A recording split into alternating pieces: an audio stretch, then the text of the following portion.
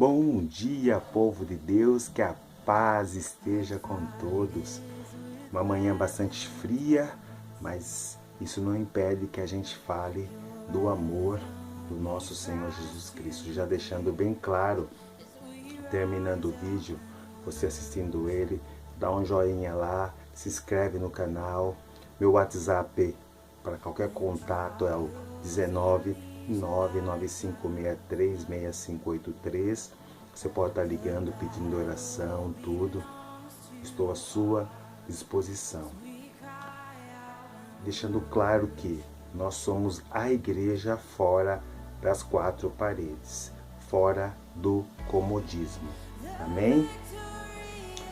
Sim, ir na igreja é importante, mas a seara é fora da igreja. Então, o nosso trabalho é no meio da sociedade, falar do amor de Jesus no meio da sociedade. É pregar, salvar almas no meio da sociedade. Porque praticamente quem está na igreja já se sente salvo. Mas quem está lá fora? Quem está lá fora precisa de mim, precisa de você. Então, que nós venhamos nos colocar à disposição de Deus e pregar a palavra. Assim como Jesus disse, ide por todo mundo pregar o evangelho a toda criatura, batizando-as em nome do Pai, do Filho e do Espírito Santo. Amém? Então, amado, abra a sua Bíblia lá no livro de Gênesis 1, que vai dizer uma coisa muito importante para nós, que é o seguinte: no princípio criou Deus o céu e a terra. A terra era sem forma e vazia, e havia trevas sobre a face do abismo, mas o Espírito de Deus pairava sobre a face das águas. E disse Deus: haja luz, e a luz se fez. Interessante é que Deus disse haja luz, mas essa luz que se fez não era o sol, entendeu? Muito interessante. Quem brilhou e expulsou as trevas. Aleluia. Lá no 14, em Gênesis 1:14 diz: e disse Deus, haja luminares no firmamento do céu, para fazerem separação entre dia e noite, sejam eles para sinais e para estações e para dias do ano, e sirvam de luminares no firmamento do céu, para alumiar a terra. E assim foi. Deus fez, pois, os dois grandes luminares, o maior para governar o dia e o menor para governar a noite, e fez também as estrelas. Aí então que Deus fez o sol, a lua e as estrelas, ok?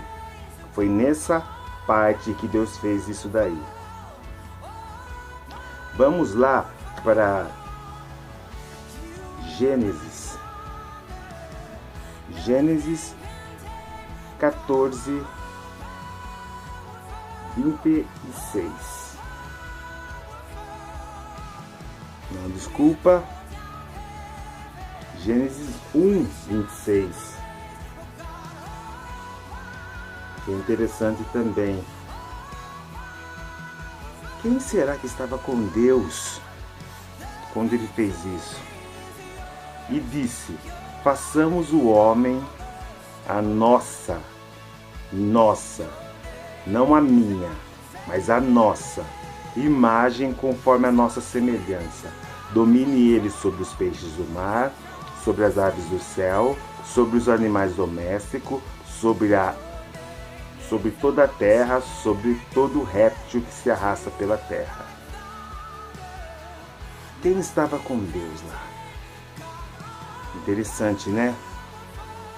Gênesis 3:15.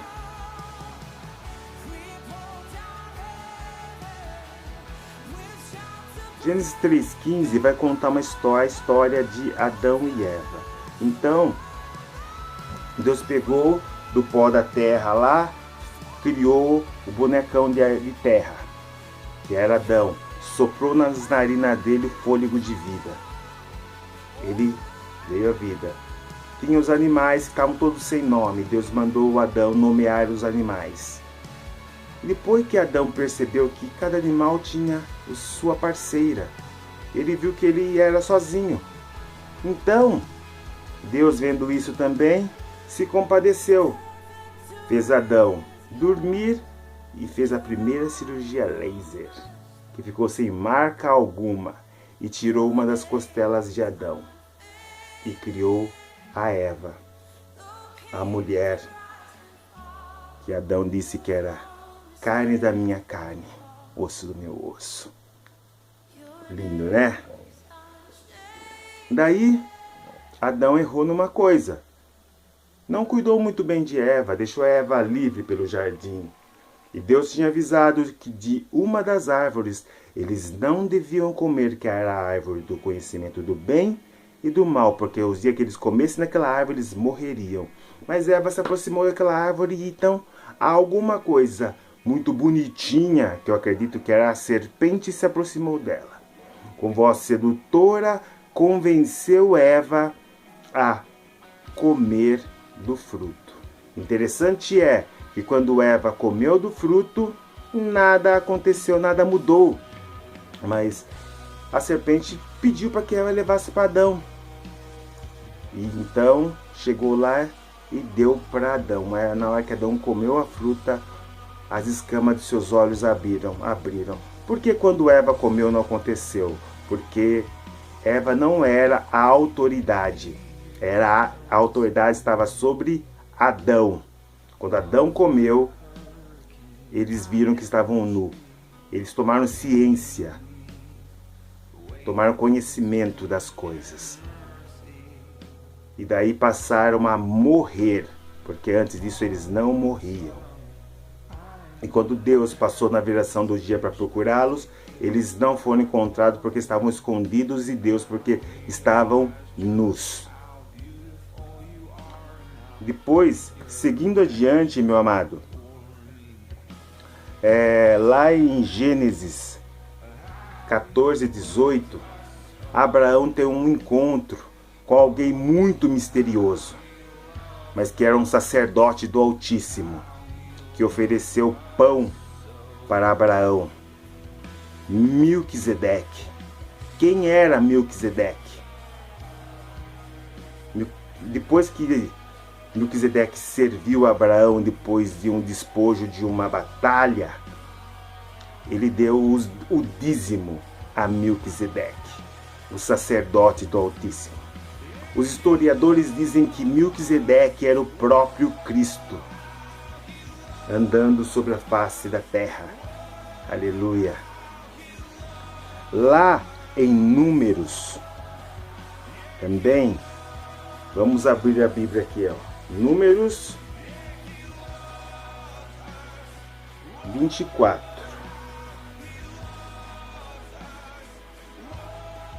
Em número 24, Deus tinha tirado o povo já do Egito, abrido o mar. O povo estava andando no deserto. Durante o dia, Deus fazia nuvem, uma coluna de nuvem sobre eles para que o sol não os queimasse. E durante o dia, por causa do frio, Deus fazia coluna de fogo para protegê-los. Mas mesmo assim o povo reclamava. Então Deus deu o maná, que era tipo uma farinha, que eles faziam pães. Mas eles reclamaram até disso. Então Deus pegou e ficou bravo e mandou serpentes diante deles. As serpentes picavam e muitos morreram. Então o povo chegou até Moisés e falou contra Deus e contra Moisés, que Moisés devia orar a Deus para que Deus parasse com as serpentes. E assim Moisés se compadeceu e foi falar com Deus, orou a Deus. E Deus falou para Moisés, orientou Moisés a fazer uma coisa: fazer uma serpente de bronze e colocar ela numa haste, e quem fosse picado e olhasse para aquela serpente seria curado, simbolizando já quem? Cristo na cruz. Que quem olhar para a cruz, para Cristo, é curado, é liberto de qualquer coisa. Aleluia! Em Isaías 53, é muito lindo o que é falado. Isaías 53.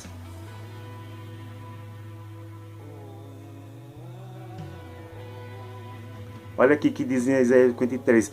Isaías não conhecia, estava muito longe do nascimento de Jesus. Mas Isaías profetizou sobre o que aconteceria com Jesus, como Jesus seria.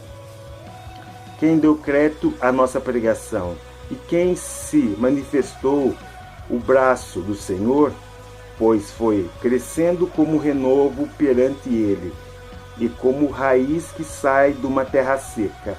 Não tinha formosura nem beleza, e quando olhávamos para ele, nenhuma beleza víamos para que o desejássemos. Era desprezado e rejeitado dos homens e dores, e experimentado no sofrimento, e como de um a quem os homens escondiam o rosto. Era desprezado e não fazia dele caso algum. Verdadeiramente ele tomou sobre si as nossas enfermidades e carregou com as nossas dores. E nós o reputamos por aflito e ferido de Deus e oprimido. Mas ele foi ferido por causa das nossas transgressões e esmagado por nossas iniquidades. O castigo que nos traz a paz estava sobre ele, e pelas suas pisaduras fomos sarados. Então, amado, toma posse dessa palavra aqui. Cristo levou sobre si tudo, então nós somos sarados.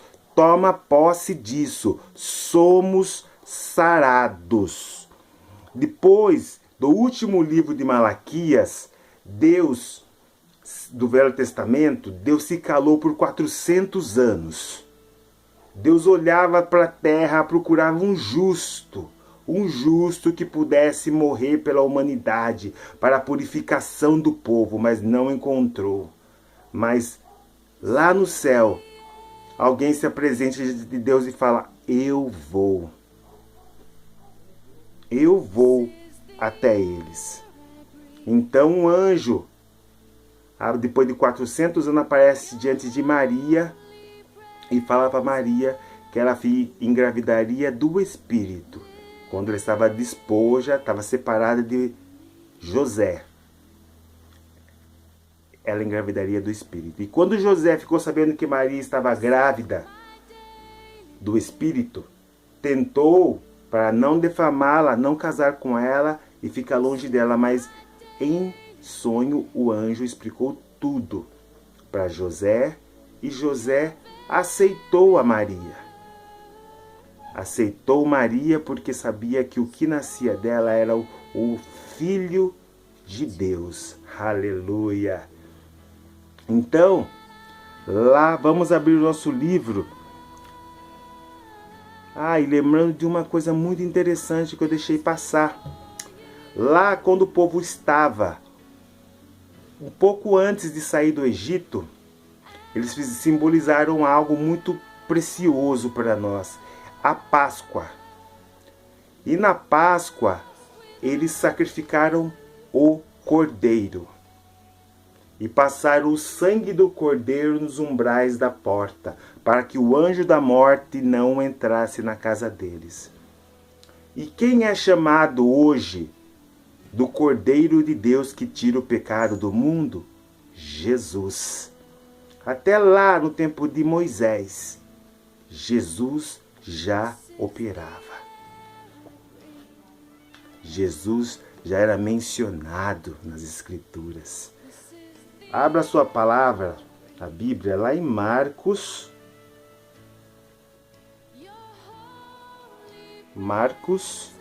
5. Que é interessante também isso daqui, ó.